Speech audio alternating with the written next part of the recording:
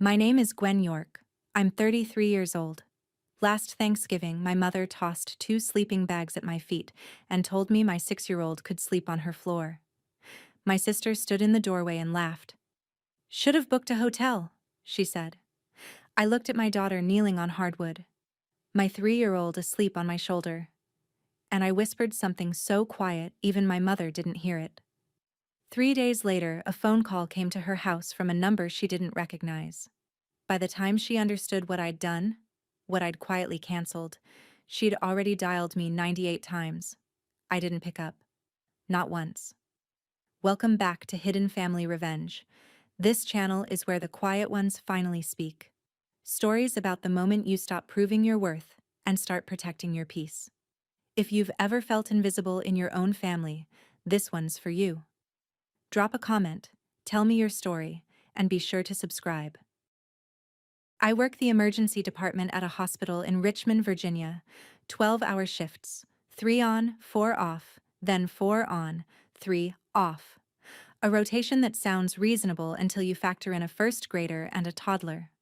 Lily is 6. She's got her father's blonde hair and my stubbornness, which is both a gift and a problem at 6:45 in the morning when she decides her braid is wrong. Owen is 3. He cries every single time I drop him at daycare, and every single time it splits me open. But I park, I breathe, and I walk into a building where people are bleeding. That's what I do. I rearrange. Ben, my ex-husband, left 3 years ago. Or rather, I found the texts, packed his duffel, and set it on the porch before he got home from work. He didn't argue. Men who get caught rarely do. The divorce was clean. I kept the apartment. He kept the truck and a woman named Shayla who didn't last 6 months. I rebuilt from a 2-bedroom apartment with secondhand furniture and a refrigerator covered in Lily's crayon drawings. I don't own a single thing from the marriage. Everything in my home, I earned after he left. The week before Thanksgiving, I packed the car at 5 in the morning. Snacks, blankets, 2 car seats, a casserole dish wrapped in foil because you don't show up to your mother's house empty-handed, not in the Shenandoah Valley, not ever. Lily was buckled in the back with her chapter book. Owen was already asleep. 4 hours on I-81 North. I'd made this drive 100 times, and every time, I told myself it was worth it. Somewhere around mile marker 80, Lily said it from the back seat. Quiet, almost to herself. "Mommy, does Grandma like us?" I didn't answer her. I adjusted the mirror so I could see her face, and I said, "We're almost there, baby. That's what nurses do. We redirect, we stabilize, we don't always fix." My mother's house sits at the end of a gravel road outside Bridgewater, Virginia. A colonial farmhouse my father bought in 1987 with a VA loan and 30 years of stubbornness. White clapboard, green shutters, a wraparound porch he built with his own hands the summer I turned 9. He died 4 years ago. A stroke at the kitchen table on a Tuesday morning. The paramedics got him to Augusta Health, but he never came back all the way. He was 61. My mother was sitting across from him eating oatmeal when it happened. I pulled into the gravel drive at 9:15. Paige's Tahoe was already parked in the good spot, the one closest to the porch steps. I parked on the shoulder near the fence post. The front door was open. I could smell it before I was halfway up the walk. Brown sugar ham glaze, the kind my mother brushes on slow with a silicone brush she's had since I was 10. I used to stand on a step stool beside her and watch. "Brush it slow, baby," she'd say. "That's where the love goes." I hadn't stood beside her in that kitchen in years. Owen woke up when I unbuckled him and said, "Gamma," with his whole chest. Lily carried her backpack like she was reporting for duty. We walked in. The living room smelled like pine cleaner. Paige's kids' bags were stacked on the couch, shoes in the hallway. I could hear Paige's voice in the kitchen, and my mother laughing at something she'd said. Neither of them came to the door. Owen toddled into the kitchen ahead of me. "Gamma." My mother glanced up from the counter. "Put your shoes by the door, sweetie." That was her hello. Paige came around the corner wiping her hands on a dish towel. "Oh, you made it. Traffic bad?" She said it the way you'd greet a delivery driver, polite enough, barely interested. Her husband Derek was in my father's recliner with the football game on.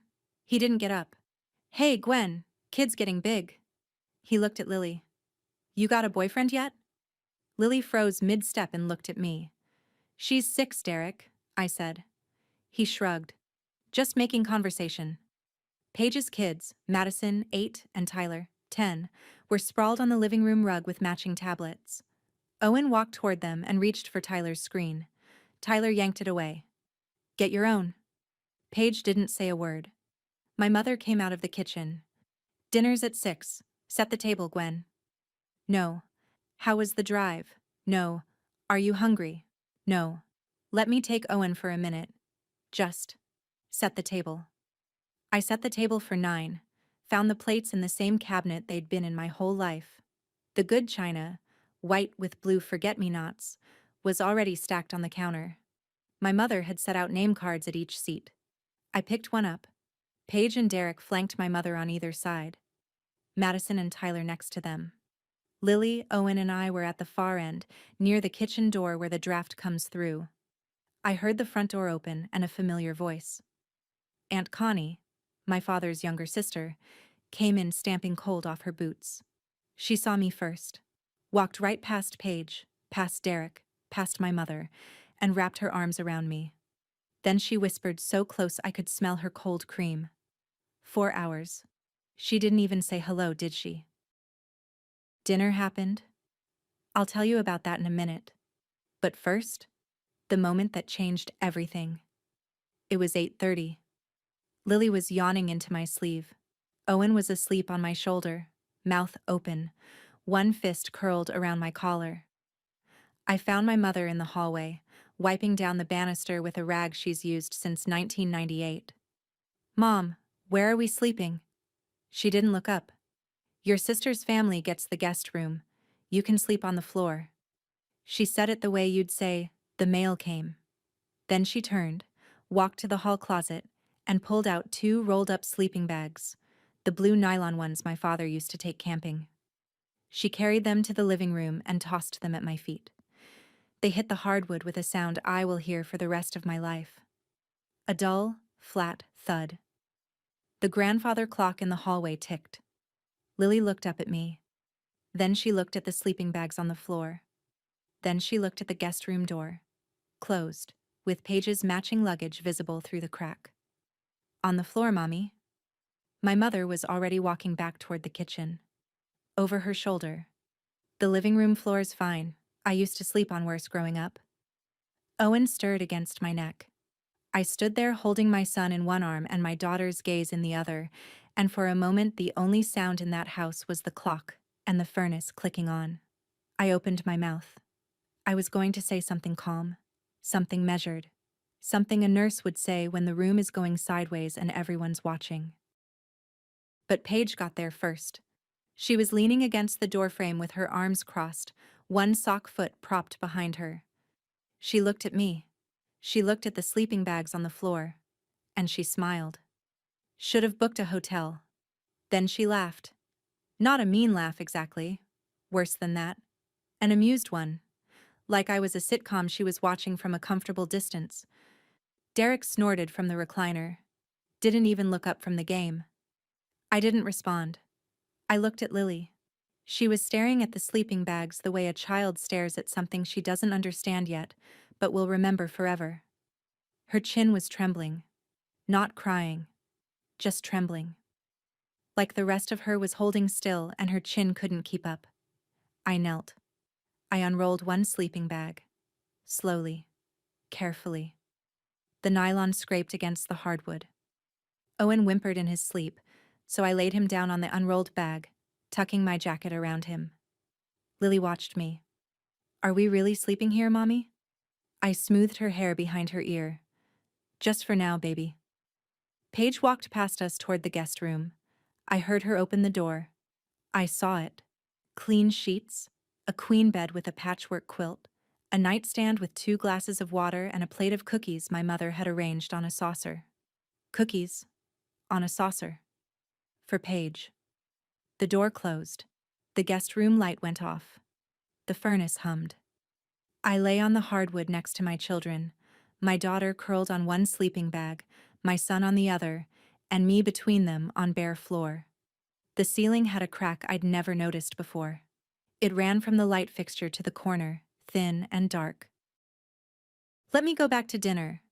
I need you to understand what happened at that table before the sleeping bags, because it matters. My mother brought out the ham at 6 on the dot. The glaze glistened under the overhead light, brown sugar and clove, and something that smelled like every Thanksgiving I'd ever known. She set it in the center of the table and began slicing.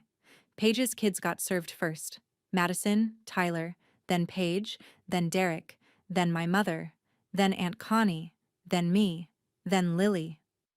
Owen was in a high chair with cut-up pieces I'd prepared myself, but it wasn't the order that got me, it was the plates. Madison and Tyler ate off the blue forget-me-not china. Lily and Owen got the plastic plates from the kids' drawer, the ones with cartoon dinosaurs that my mother bought at a dollar store 5 years ago. My daughter is 6 years old. She can eat off a real plate. She's been doing it at home since she was 4. I didn't say anything. I cut Lily's ham into small pieces with one hand and held Owen's sippy cup with the other. My mother turned to Aunt Connie across the table. Have you met my Paige? She's been my rock since Harold passed. Don't know what I'd do without her. She put her hand on Paige's shoulder. Paige beamed. I waited. My mother moved on to the yams. There was no, and this is Gwen. Across the table, Aunt Connie caught my eye. She gave a small, tight shake of her head. She saw it. I picked up my fork, ate, helped Lily cut her food, wiped Owen's face, did what I always do, managed. But something shifted under my ribs. A thought, quiet as a pilot light clicking on. I drove 4 hours for plastic plates. Later that night, after the sleeping bags, after Paige's door closed, after the house went dark, I got up from the floor. My back already ached. I walked to the kitchen. My mother was at the sink, washing the last pan. The overhead light made her look older than 64. Her hands were red from the hot water. Mom. She didn't turn around. Lily asked me something in the car today. She asked if Grandma likes us. My mother's shoulders tightened. That's ridiculous. I love all my grandchildren. Then why are my kids on the floor while Paige's kids are in a bed with cookies on the nightstand? She turned off the water, dried her hands on the towel hanging from the oven handle, turned to face me. This is just how it is, Gwen. She said it the way you close a file. Paige is here every week. She brings groceries. She takes me to the doctor. She sits with me on Sundays when the house gets too quiet. Where are you? I'm 4 hours away, Mom. Working nights too. Exactly. She folded the towel into a perfect square. You chose that. You chose to move to Richmond. You chose to leave your husband. Paige chose to stay. There's a thing they teach you in nursing school about not reacting to a patient who's escalating. You keep your hands at your sides. You speak low. You don't match their energy. I used every second of that training in my mother's kitchen. I said nothing. I walked back to the living room, lay down on the hardwood between my children. The clock in the hallway ticked like it always had. Steady, indifferent, counting time the way time gets counted in houses where nobody says what they mean.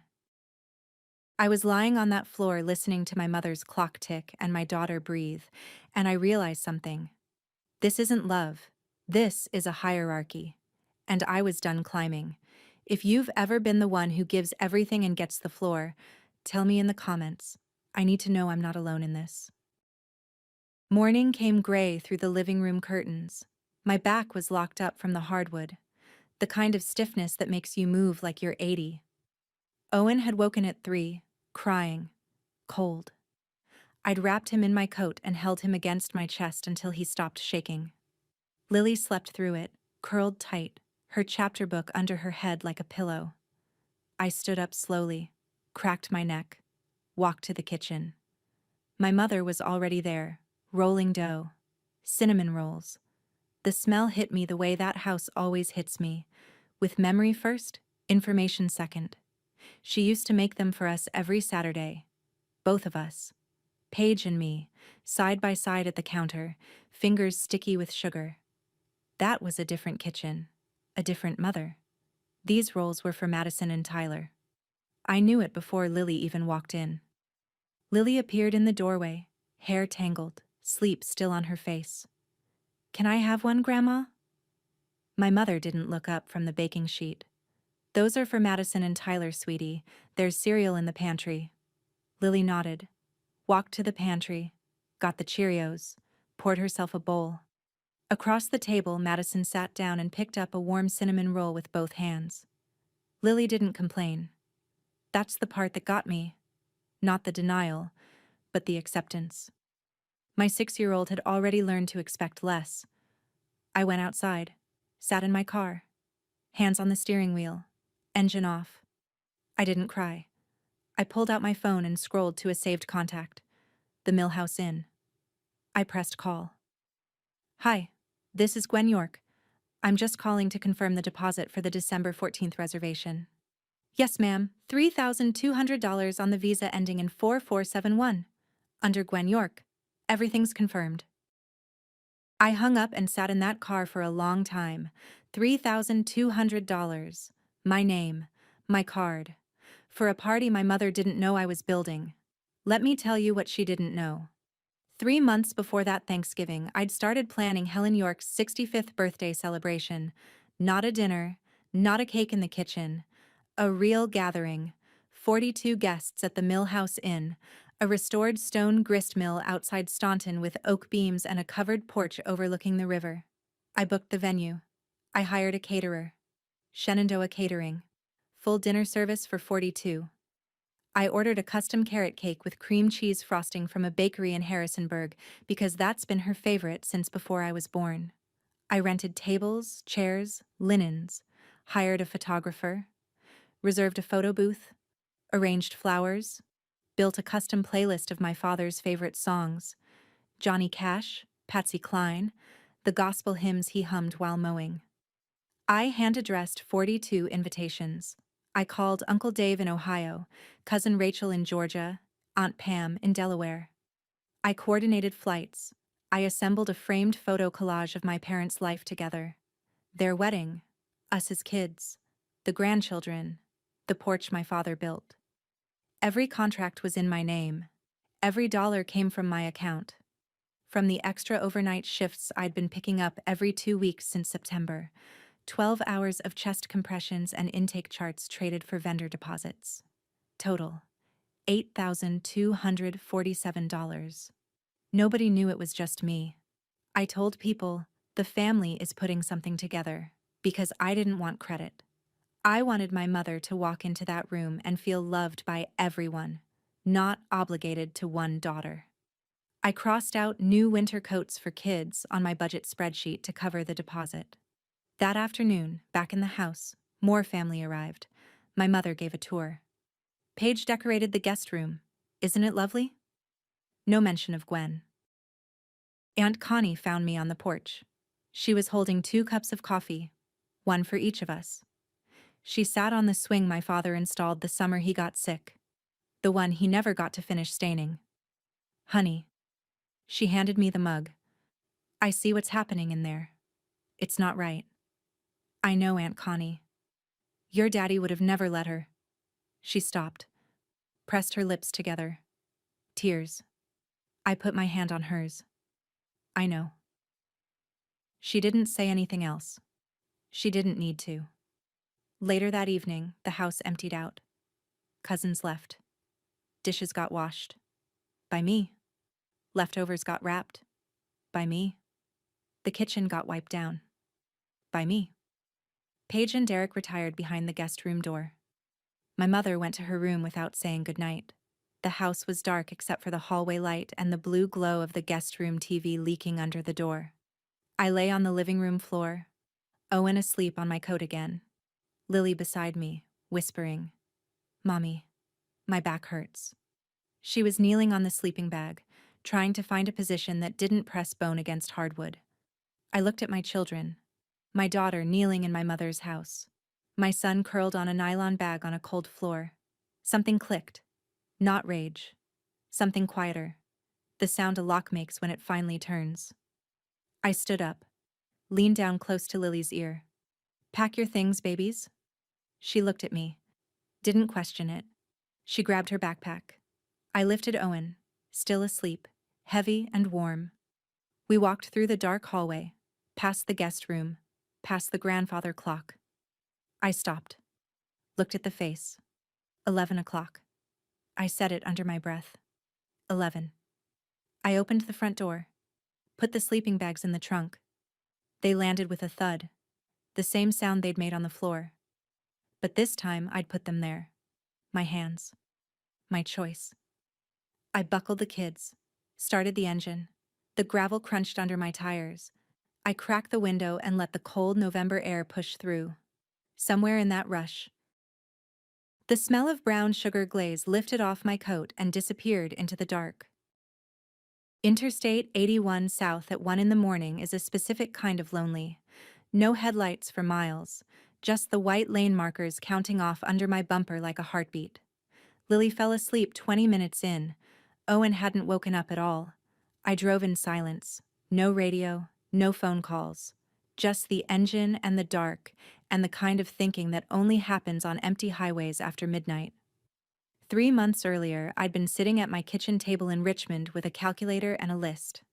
The list had 14 lines. Each line was a vendor. Each vendor was a piece of my mother's 65th birthday party. A party I was building from scratch because nobody else would. Not Paige, who lived 30 minutes from our mother and couldn't be bothered to plan a dinner. Not Uncle Dave, who called on birthdays and forgot the rest. Not Derek, who had opinions about everything and initiative for nothing. Me.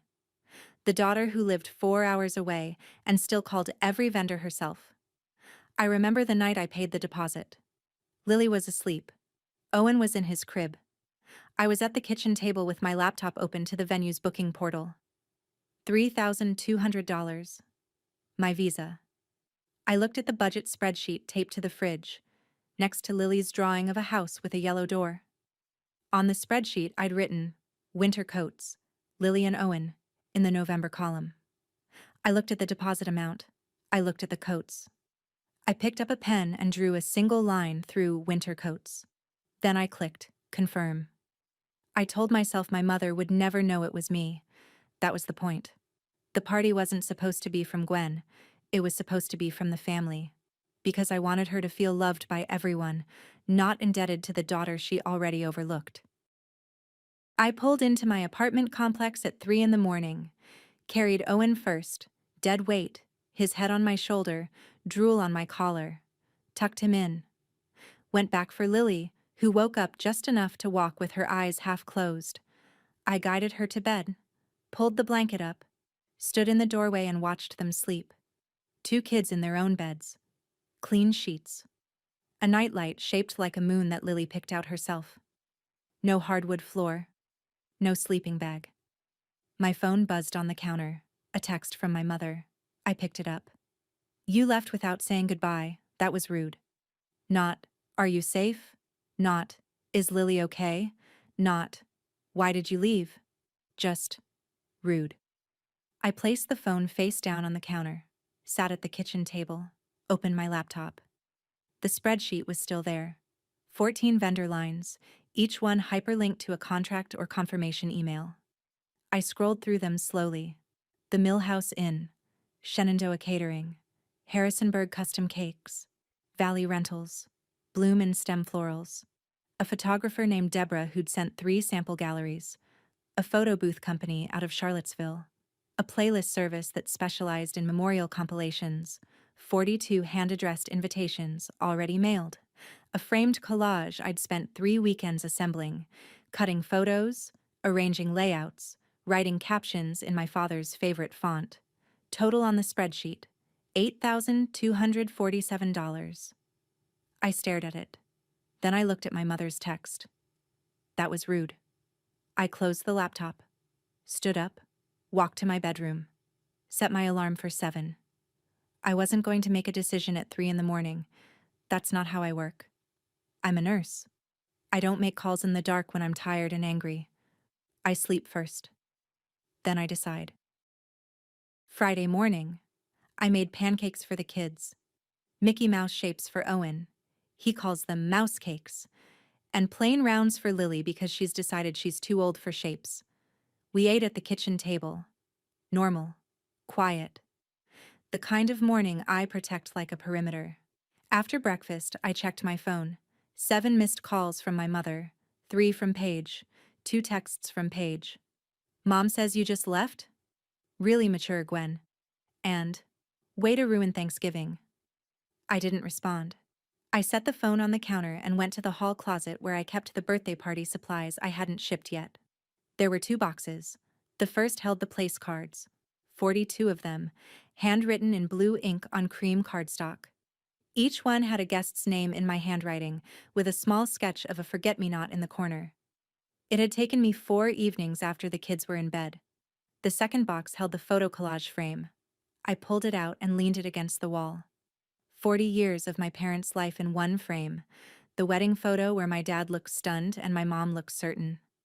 Us as kids, Paige in pigtails, me holding a kitten that ran away the next day, the grandchildren, the porch. The last photo I have of my father, taken 6 days before the stroke, standing in the garden with dirt on his knees and a grin I'd give anything to see again. And behind the frame, tucked into a manila folder, were the contracts. I pulled the folder out, opened it. Every page had my name at the bottom. Gwen York. Gwen York. Gwen York. 14 contracts. 14 signatures. Every receipt printed and paperclipped to its confirmation email. $8,247 in black and white. I called Aunt Connie. She picked up on the second ring. I was waiting for this call, she said. Aunt Connie, I need to ask you something. Has Mom ever thanked me? For anything I've done for the family? The line was quiet. I could hear her kitchen clock. She has one of those cat clocks with the eyes that move. Finally. Honey, no. She tells people Paige handles everything. Last week she told Barbara Sullivan at church that Paige is the one organizing her birthday party. I closed my eyes. Mom thinks Paige is organizing the party. Isn't she? No, Aunt Connie, I am. Every vendor, every dollar, every phone call, $8,000. It's all me. Silence. A long one. Oh, Gwen. She threw sleeping bags at my 6-year-old, on the same floor I used to sit on making cinnamon rolls with her, and my sister laughed. Aunt Connie didn't tell me what to do. She's not that kind of woman. What she said was, "Whatever you decide, your daddy would understand." I hung up. Sat at the table with the contract folder open in front of me. 14 pages. My name on every one. I thought about Lily pouring herself Cheerios while Madison ate a warm cinnamon roll. I thought about Owen shivering at 3 in the morning on a nylon bag. I thought about my mother saying, "This is just how it is," and Paige saying, "Should have booked a hotel," and Derek not even looking up from the game. I thought about the woman who crossed out winter coats on a budget spreadsheet to give her mother a birthday party she didn't deserve. Then I picked up the phone. Dialed the Millhouse Inn. "Hi, this is Gwen York. I'm calling about the reservation for December 14th. I need to cancel the reservation." The woman on the line paused. "Ma'am, the deposit is non-refundable per the signed agreement." "I understand. Cancel it," she confirmed. I wrote "canceled" in red pen on the first contract. Then I called the caterer. Same conversation, different voice, same ending. Cancel. I called the photographer, the cake bakery, the rental company. I worked down the spreadsheet line by line. No rage, no shaking hands. The way I'd chart a med change, careful, sequential, final. Each call lasted between 2 and 4 minutes. Each one was polite. Each one ended the same way. Change of plans. One vendor, the florals, asked if everything was all right. "Everything's fine," I said. "Just a change of plans." By the end of Friday, I'd canceled 9 of the 14 vendors. The remaining 5, photo booth, playlist service, invitations, already mailed, nothing to cancel. Place cards, in my closet, and the collage, leaning against my wall. I'd handle Saturday. I sat at the kitchen table. The spreadsheet had red lines through 9 entries. The folder was thinner now, lighter. Lily walked in from her room. Mommy, who are you calling? Just work stuff, baby. She nodded and went back to her coloring. I closed the laptop, sat in the quiet. No satisfaction, no regret, just a kind of stillness that comes after you've been carrying something heavy for a long time and you finally set it down. Before I shut my phone off for the night, one email came in from the Millhouse Inn. Cancellation confirmed. Please note, per our policy, we will send a confirmation letter to the event address on file. The event address on file was my mother's farmhouse. Saturday morning, I canceled the photo booth, the playlist service, called the custom frame shop where I'd ordered the collage mat. They'd already shipped the mounting hardware to my mother's house. But it didn't matter now. Every contract dissolved.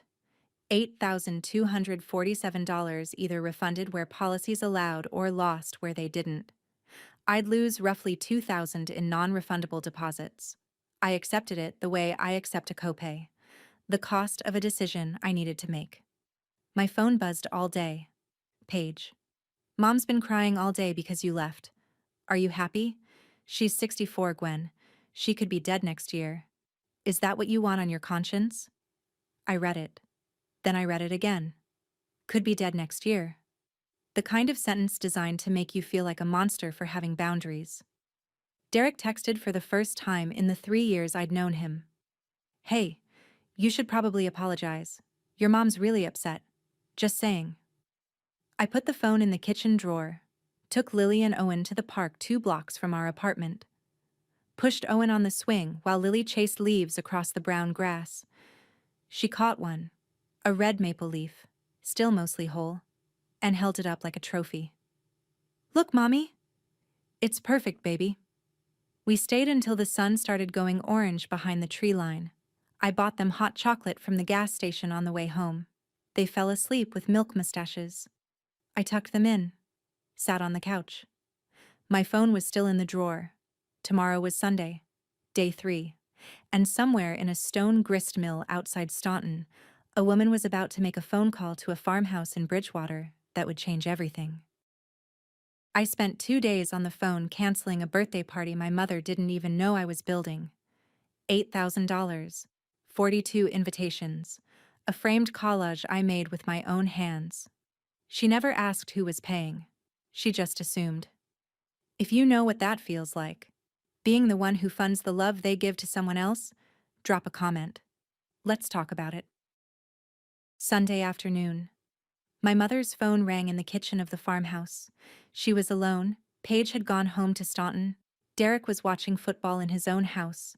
The Thanksgiving guests had scattered back to their lives. The caller ID showed a local number she didn't recognize. She picked up. Mrs. York, this is Amanda from the Millhouse Inn. I'm calling because we received a cancellation for a private event scheduled here on December 14th. This address was listed as the event location, so I wanted to reach out in case there was any confusion. My mother's hand went flat on the counter. What event? What cancellation? I'm sorry, ma'am, I can't share the account holder's booking details. Privacy policy. But it was a birthday celebration. If you have questions, the person who made the reservation would be your best contact. Who booked it? Was it Gwen? Amanda paused. I'm not able to confirm that, ma'am. I apologize for any confusion. My mother hung up, but she didn't need Amanda to confirm it. There was only one person in the family who planned anything. My mother hung up. She stood in the kitchen where she'd washed that pan 2 nights ago, where she'd told me, "This is just how it is, Gwen," where she'd said I chose to leave. She picked up the phone again, dialed Paige. It rang twice. Mom, what's wrong? Did you know Gwen was planning my birthday party? What? No. I thought Uncle Dave was handling... Wait, what do you mean, was? She planned the whole thing. The venue, the catering, 42 guests, all of it. Silence. And she just canceled everything. I wasn't there for that call.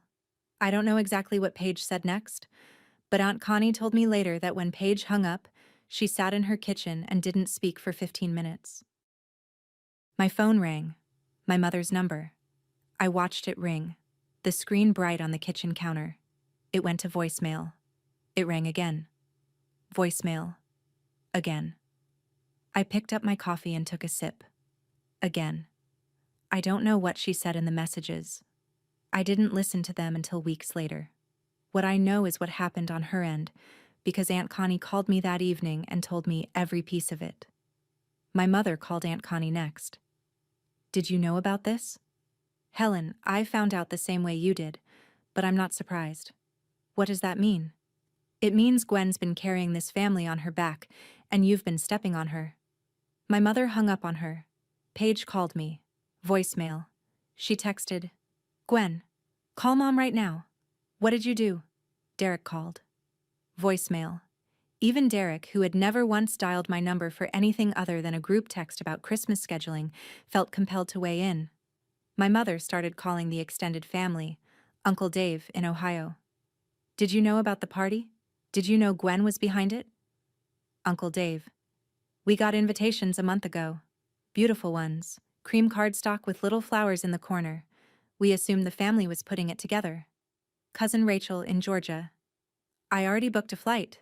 Wait, it's canceled? Aunt Pam in Delaware. The carrot cake was from Gwen?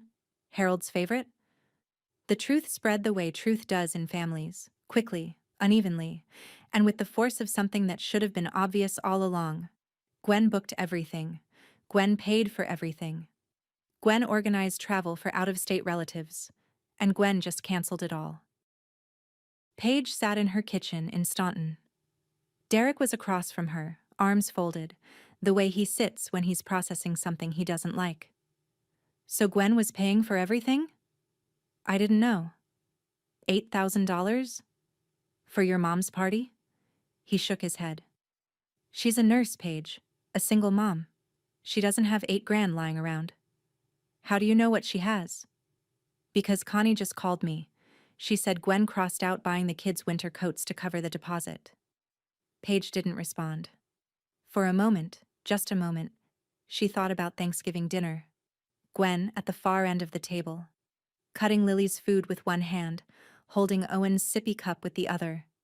Lily on a plastic plate. Owen in a high chair with no cushion, and Paige in the good seat, eating off blue forget-me-not china, saying nothing. Should have booked a hotel. She'd said that, laughing. To a woman who'd spent 3 months building a party that would never happen now. But Paige didn't call me to apologize. She called to manage. She called the Millhouse Inn. Hi, I'd like to rebook for December 14th. I'm sorry, ma'am. That date is no longer available. We've already released the booking to another client. Then the 15th? The 16th? We're fully booked through the new year.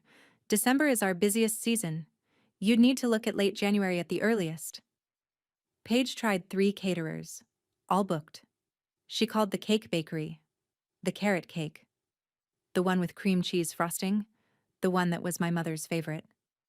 Required a 6-week lead time. There were 3 weeks until December 14th. Everything Gwen had built took 3 months of planning. Paige couldn't rebuild it in 3 weeks. Nobody could.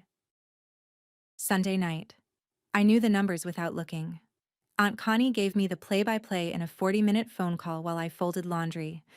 My mother had called me 23 times. Paige had called 14. Derek, 6. Uncle Dave called twice. Not to scold, but to ask if I was okay. Various aunts, uncles, and cousins accounted for the rest. By the time I went to bed Sunday night, there were 47 missed calls on my phone. Back in Bridgewater, my mother sat alone at her kitchen table. The grandfather clock ticked in the hallway. The same clock I'd watched at 11 o'clock the night I left. The house was quiet the way it gets quiet when you're the only person in it, and you've just realized you might have caused that yourself. She pulled a framed photo from the shelf above the stove. My parents' 40th anniversary, my father's arm around her. Both of them smiling, his grin wider than hers, the way it always was. He wore a flannel. She wore the pearl earrings he'd given her on their 10th. My father loved me. He didn't say it often. Men of his generation didn't. But he showed it in the way he drove to Richmond every other month to fix something in my apartment. A leaky faucet, a stuck window, the screen door that never latched right. After the divorce, he came more often. He'd play with Lily in the living room while I napped after a night shift. He called me his steady one. My mother looked at that photo for a long time. She set it down, picked up her phone. This time she didn't call me. She called Paige. We need to go to Richmond. Monday. I worked a 12-hour shift. Chest pain in Bay 3. A toddler with a febrile seizure in PEDS. A man who fell off a ladder and broke his wrist in 2 places. He told me the same joke 3 times while I splinted it. I told the charge nurse, "If anyone named York calls the hospital, tell them I'm with a patient." She didn't ask questions. Nurses understand family. Back at the farmhouse, my mother and Paige tried to salvage. Paige called 6 catering companies. Every one of them booked through December.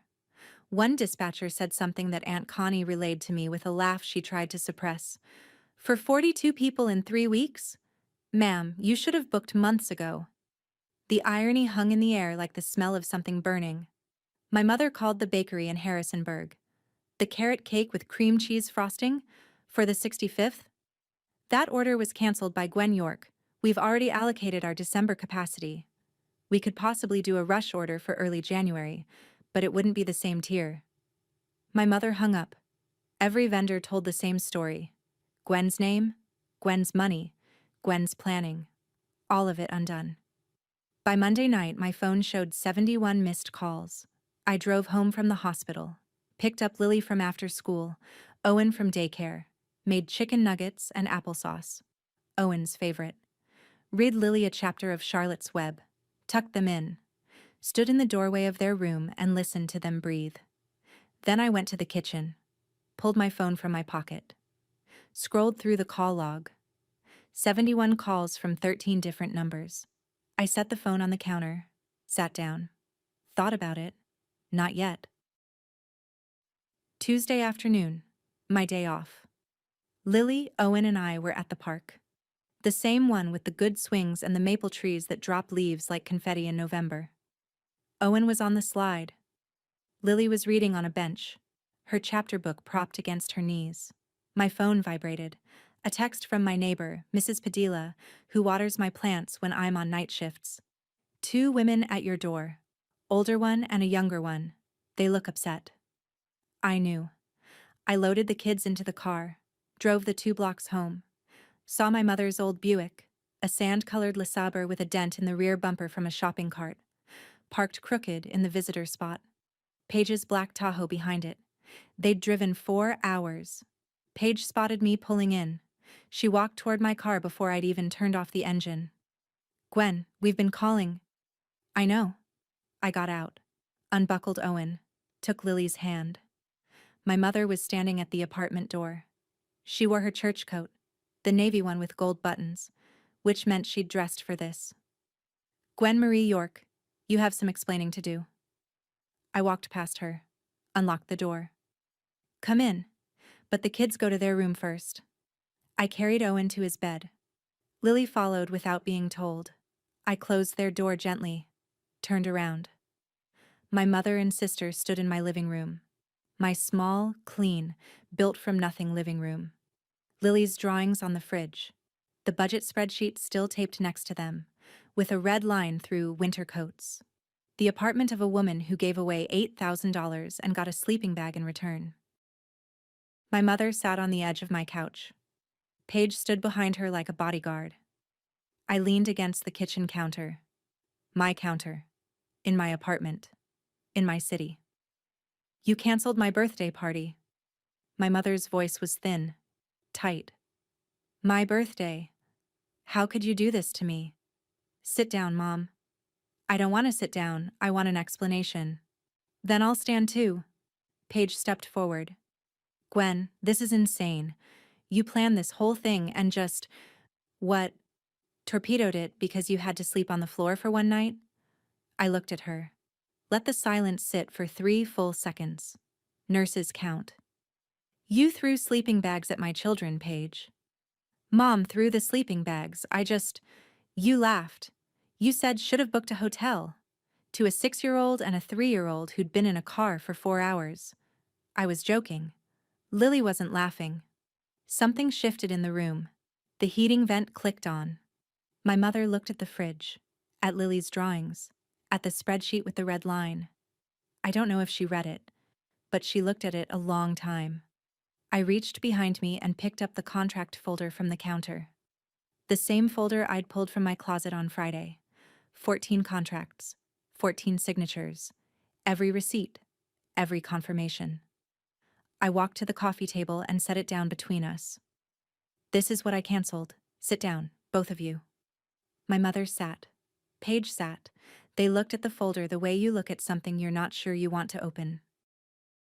I opened the folder, pulled out the first contract, laid it flat on the coffee table.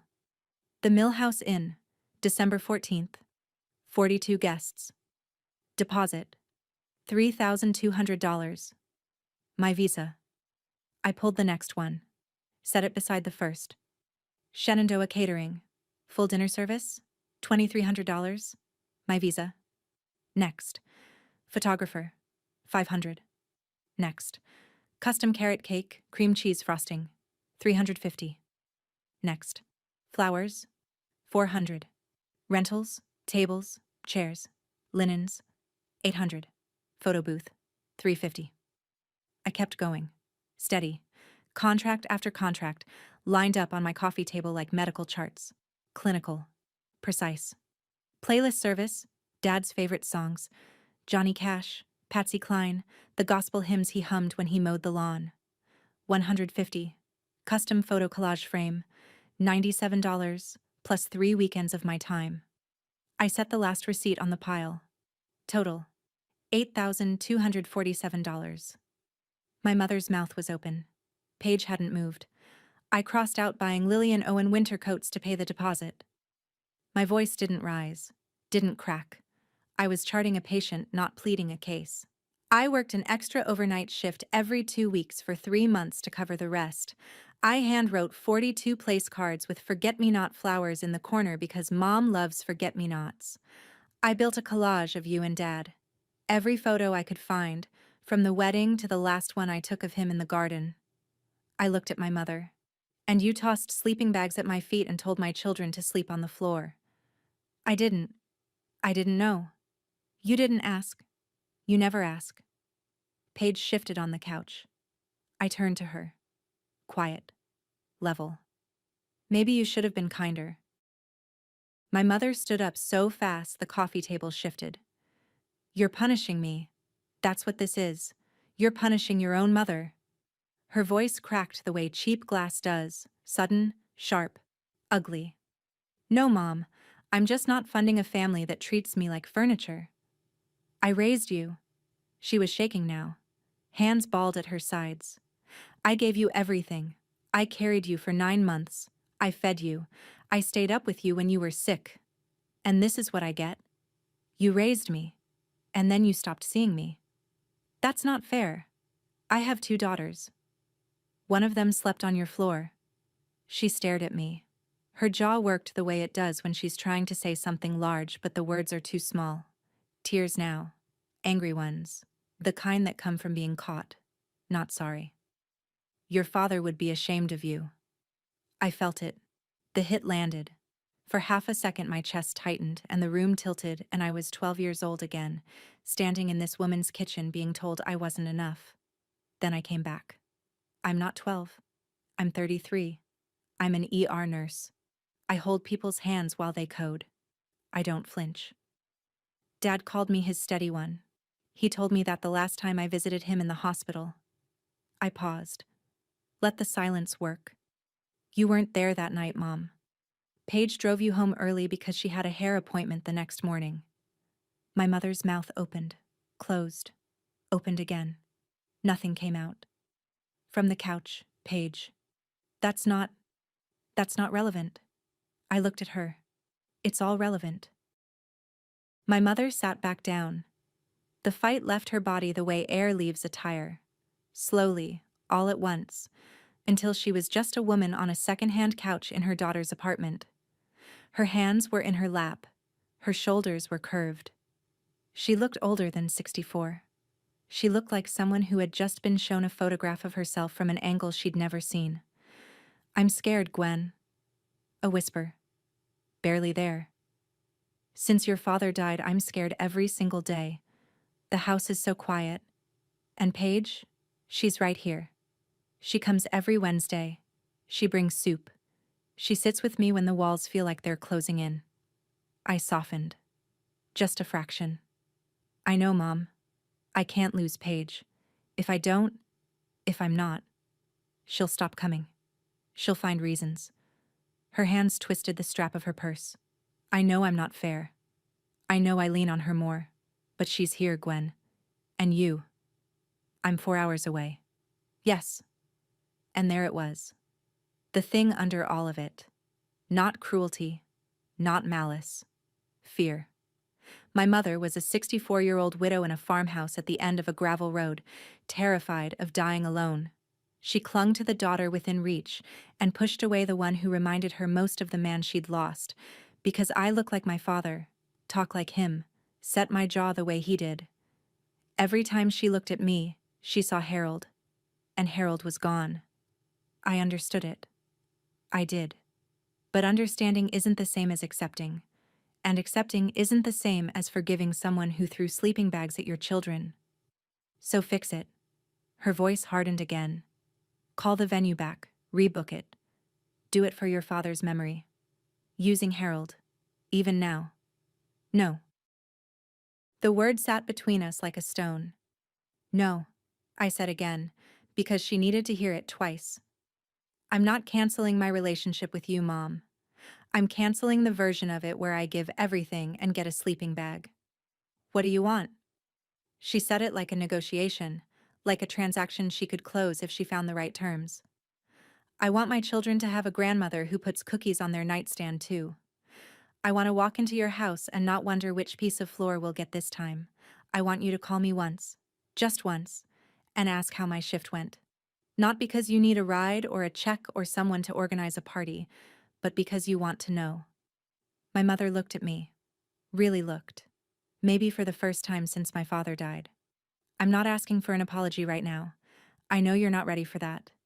But I need you to hear this. The next time I come to your house, my children will have a bed. A real bed. With sheets and a pillow and room to turn over without hitting hardwood.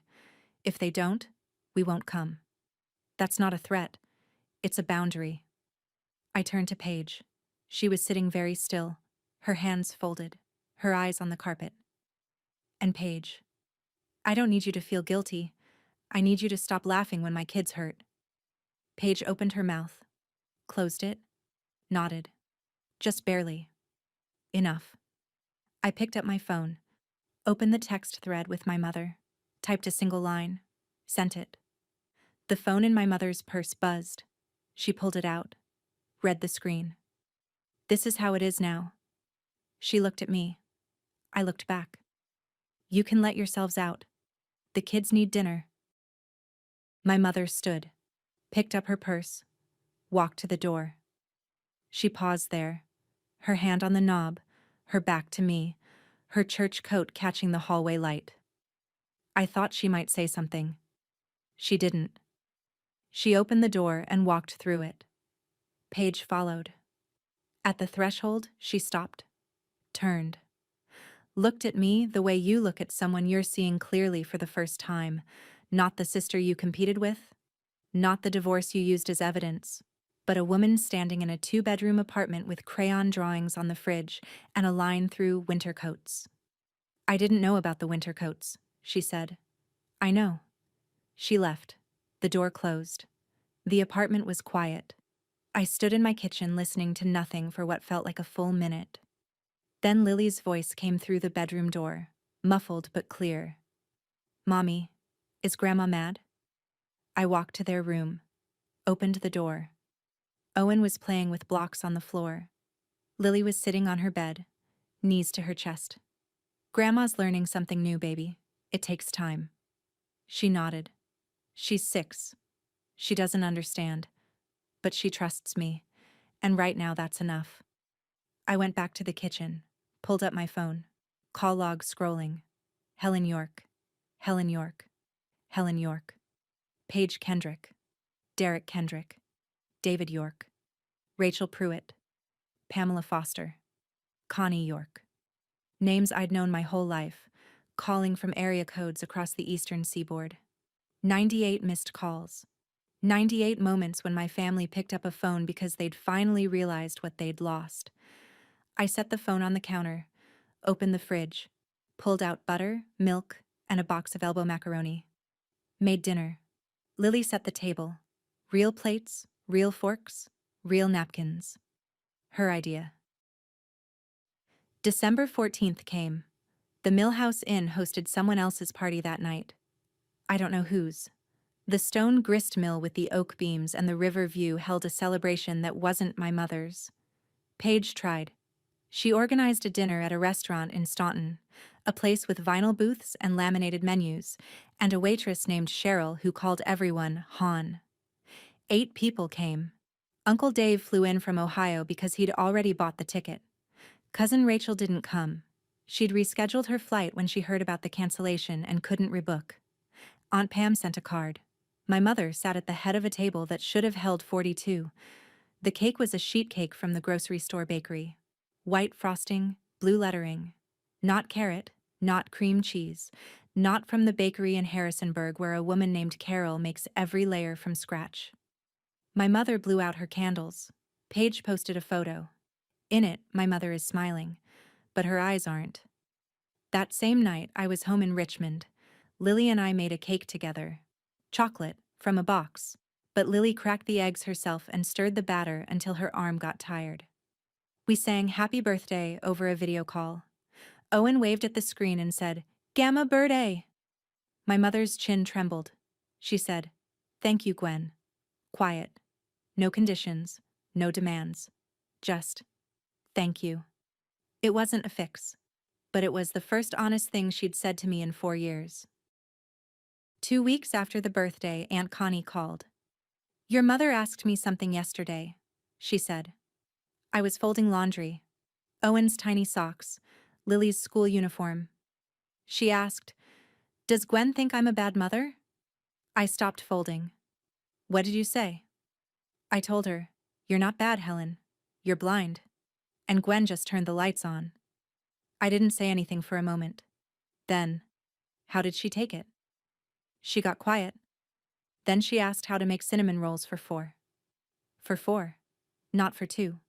4 grandchildren. All of them. The week after Christmas, a package arrived at my apartment. Brown box, no return address, but the handwriting on the label was Paige's. The same loopy cursive she'd had since high school. I opened it at the kitchen table. 2 winter coats. 1 purple, Lily's size. 1 red, Owen's size. Good quality. Tag still on. No note inside. Just the coats. I held the purple one up. Ran my thumb over the zipper. Thought about the spreadsheet. The red line. The deposit. The sleeping bags. I hung both coats in the hall closet next to their rain jackets. I didn't call Paige to say thank you, but I didn't throw them away either. That evening, I returned Aunt Connie's 4 missed calls from Thanksgiving weekend. We talked for an hour. She told me about her cat. I told her about Owen's new word, magnificent, which he pronounced magnif-ascent. Before she hung up, she said, "Harold would have clapped, honey, standing ovation." I didn't scream. I didn't curse. I didn't slam a single door or burn a single bridge. I whispered, "Pack your things, babies," and I meant every syllable. Sometimes the softest words carry the heaviest weight. And sometimes the most powerful thing you can do for your children is show them, without raising your voice, without breaking anything, without even waking the people asleep behind the guest room door, that you will never let anyone make them kneel on a cold floor again. My mother lost a birthday party, but she found something she'd been missing for 4 years. The understanding that love isn't loyalty you can demand. It's respect you have to earn. Paige didn't send a note with those coats, but she sent the coats, and that's a start. Me? I still drive to Bridgewater. Not every month. Not out of guilt. When I go, my children have a bed, sheets, pillows. Once there were cookies on the nightstand. Oatmeal raisin, still warm. On a saucer my mother set out before we arrived. Lily ate 3. The floor she gave me to sleep on became the ground I stood on when I said, "No more." That's my story. 2 sleeping bags, 1 whisper, and 98 missed calls. If this story reminded you that your peace is worth more than a seat at someone else's table, share it with someone who needs to hear it. If you've ever been the invisible one who funded the love someone else got credit for, I see you. Drop a comment, hit subscribe, and I'll see you in the next one.